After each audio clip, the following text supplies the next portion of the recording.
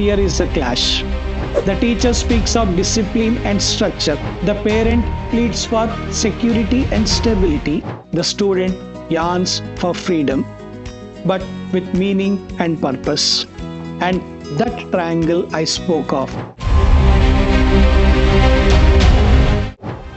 it starts to shake, because when each corner pulls in a different direction with the best of the intentions but without mutual understanding, the very foundation of the growth begins to crack.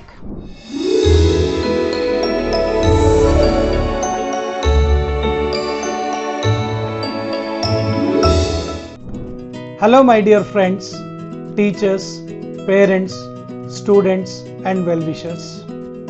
A warm welcome to CM Hub. Let me walk you through a few real-life moments drawn from simple yet revealing conversations with the three characters that we are discussing in this triangle: the teacher, the parent and the student. Moments that may sound painfully familiar. In each case, decisions were taken independently, judgments were passed, and actions were carried out, all driven by belief, fear, love, and at times silent stubbornness. But here is the catch. None of them truly spoke to each other. No one paused to ask, "What are you going through?" No one really listened to what the other person was saying, and that led to confusion, conflict, and a loss of trust in each other's choices and abilities. It all began with a career clash.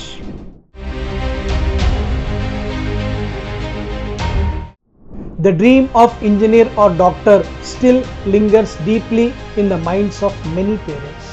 The same stability they chased in their childhood, the same respect that came with those careers, is now passed on tightly wrapped as a gift or as a burden to their child.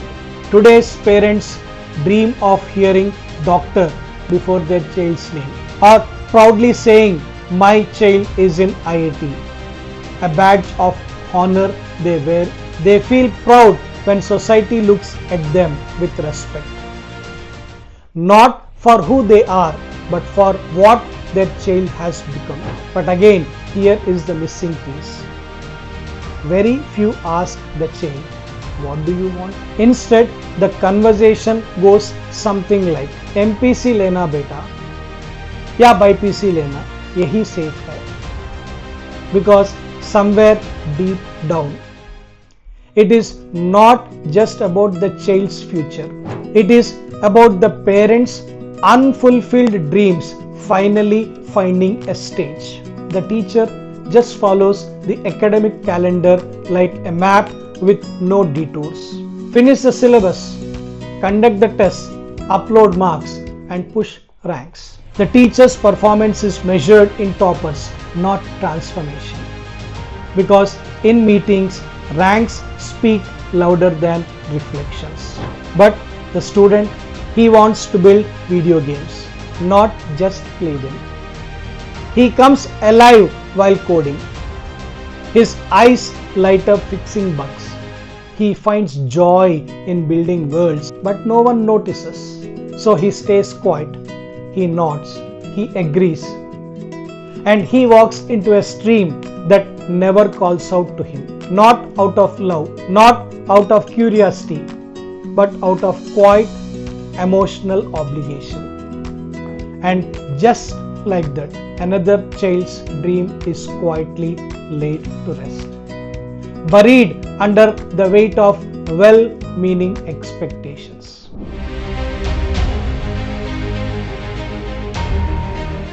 With no real interest in the course, the child's attention drifts. Nothing in the lectures sparks curiosity. He simply follows instructions, mechanically, half-heartedly. Just another face in a crowded classroom. The school or college, bound by schedules and staff shortages, can't offer the personalized learning.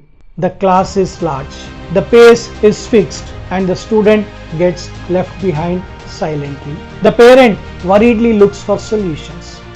Without asking the child, they enroll him in a coaching center or a tuition center, believing that more attention, more classes, and more structure will fix the problem. Because in their mind, if school isn't enough, coaching will fill the gap.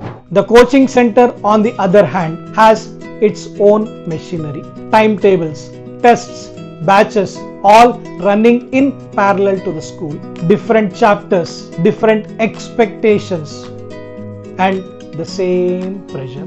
Now the child is juggling between two syllabi, two sets of teachers, and two different worlds. But no one is really asking how he feels. In school, the teacher starts noticing the signs. The same student who once engaged now appears blank. Assignments missing, energy fading, apathy setting in. But the teacher only sees what is in front of them, not the endless day that began at dawn. School, then coaching, then homework from both.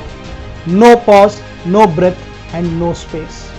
And the student, he cries quietly in the school bathroom between classes. Not because of marks, not even because of pressure, but because he no longer knows what he is doing for and who he is doing this for. He doesn't know who to answer. His teacher, his parent, or his own aching self unheard of. And the heartbreaking truth, he never wanted this dream in the first place. He just did not want to disappoint anyone. So he said nothing.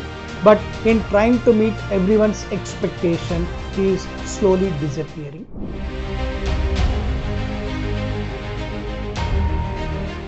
The child, already caught in a storm of expectations, finally appears for the exam.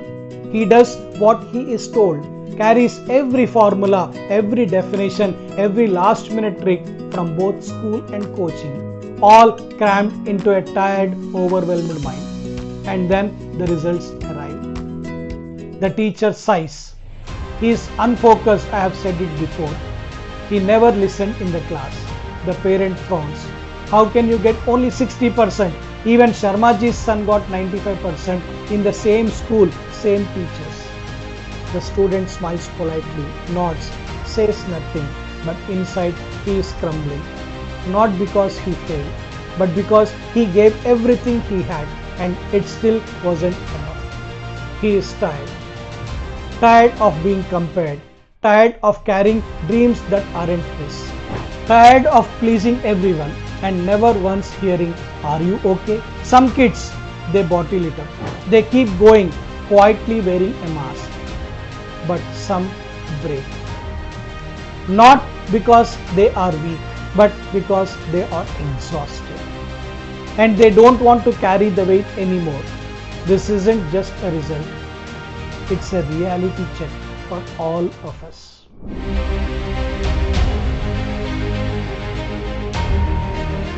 No one is trying to be the villain. Not the parent, not the teacher, and not even the child. Each one is acting out of love, concern, and hope. But good intentions can still lead to painful outcomes when communication breaks down. The teacher feels unappreciated, burdened by deadlines, results, and a system that doesn't pause for emotions. The parents feel anxious, haunted by their past struggles, and desperate to shield their child from the same. The student feels unheard, trapped between expectations and silence, carrying dreams that aren't their own. This isn't a failure of love, it's a failure of language. There is a gap in understanding, a missing bridge between three hearts that actually want the same thing. A child who is happy, fulfilled, and thriving. But until we start listening, truly listening, this triangle will keep shaking and many more dreams will fall through the cracks.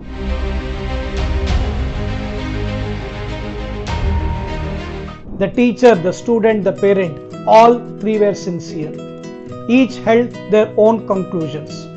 Each was right in their own way, and I am not here to decide who is right or who is wrong, because after years in education, one truth has become clear to me. Truth isn't a straight line, it's a triangle of perspectives. And when those perspectives don't align, the system doesn't scream. It cracks quietly, silently, until one day it breaks a spirit. That's why today I don't speak as a critic. I speak as someone within the system who has walked its corridors, seen its strengths and its silent struggles. So these are not commandments, not conclusions, just suggestions. Because maybe if we listen with openness, if we respond with empathy, if we rethink with courage, we can design a path that works not just for one child, but for every kind of a child. Let us become mentors, not just to students, but to the system itself. Because change doesn't always begin with a revolution. Sometimes it starts with a conversation.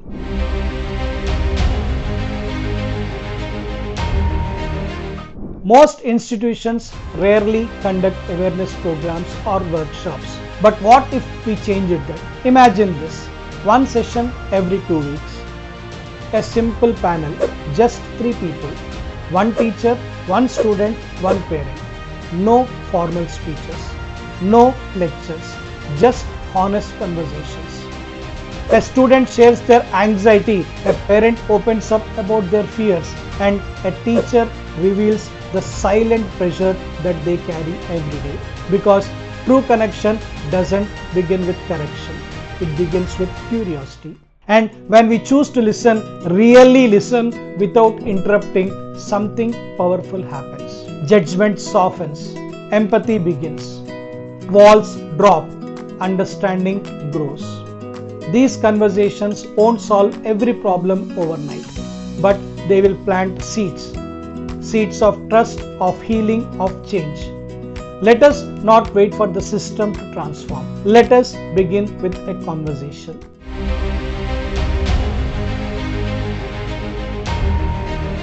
For decades, my dear friends, parent-teacher meetings called as PTMs revolve around a single word, marks.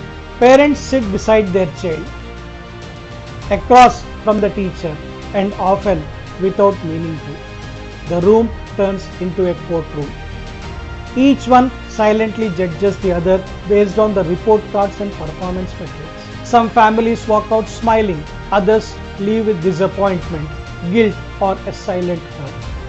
But what if we reimagine the very purpose of PTMs? Let us shift the focus from performance to the person. From how much did you score to where did we lose the connection? Let the PTM be a conversation, not a complaint counter. A bridge, not a battleground. Here's how schools can implement this practically. Start with a student voice forum, filled out by the student beforehand, capturing their moods, hobbies, interests, and emotional state, not their marks. Dedicate a few minutes of every PTM to share this with both parent and teacher, bringing the child's voice to the center of the discussion. Let the student stay a part of the meeting, not to be judged or compared, but to be heard and understood. Because the real question is not just how did you perform, it is how are you feeling? What did you enjoy learning? Where do you feel stuck? What do you need from us to do better and to feel better? When PTMs shift from numbers to nurture, from marks to mindset, we don't just raise achievers. We raise confident, emotionally balanced individuals.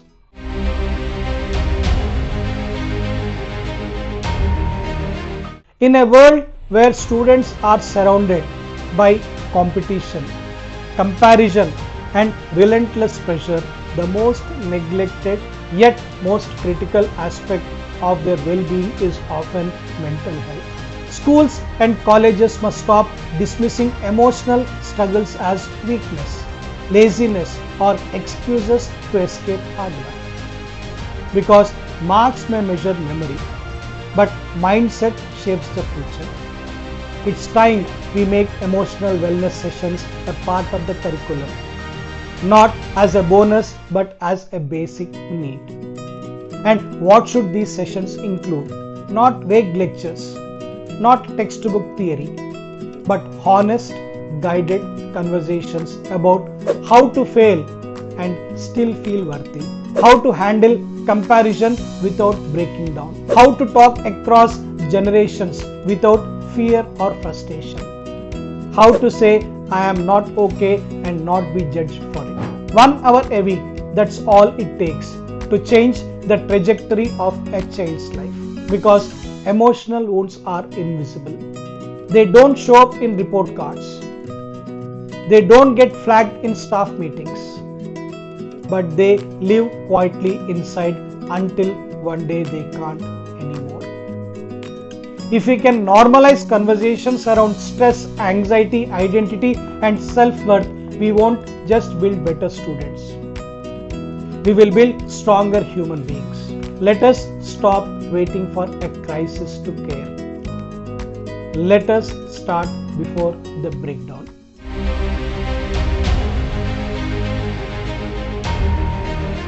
Teachers are often seen as the ones with all the answers. But the most powerful educators are not those who know everything.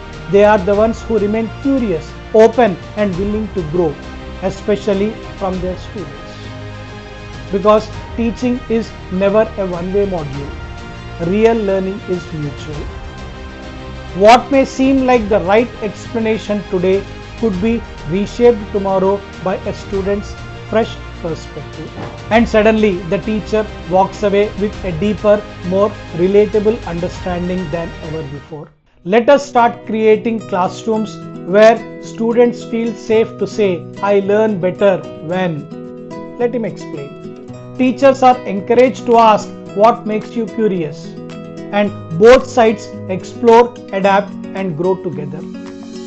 Because when teachers evolve with students, the classroom shifts from a space of instruction to a space of interaction, inspiration, and mutual respect. It stops being just about completing the syllabus and starts becoming about connecting through the process. Let us break the myth that authority means knowing it all, because real authority lies in humility, in the courage to say, teach me how you learn so I can teach you better.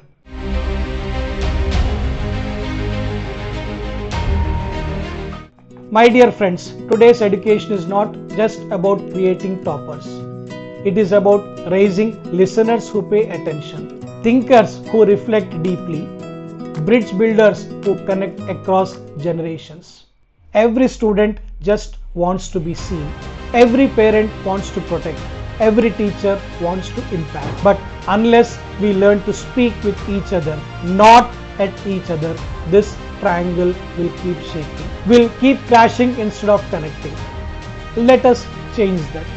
Let us not just teach subjects. Let us teach understanding. Let us teach how to listen, how to feel, how to grow together. Because that right there, my dear friends, is the real syllabus. And once we master it, marks will follow.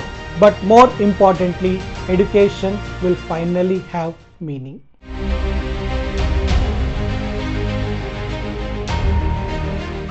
If you are a teacher, a parent, or a student who has ever felt unheard, ever felt like you are doing your best but still misunderstood, then this message is for you. Let us not just stop listening. Let us start talking with empathy, not ego. Let us open conversations, not close them. My dear friends, parents, teachers, and well-wishers, if this touched something in you, then like it, share it, and subscribe. Because maybe someone out there needs to hear this too.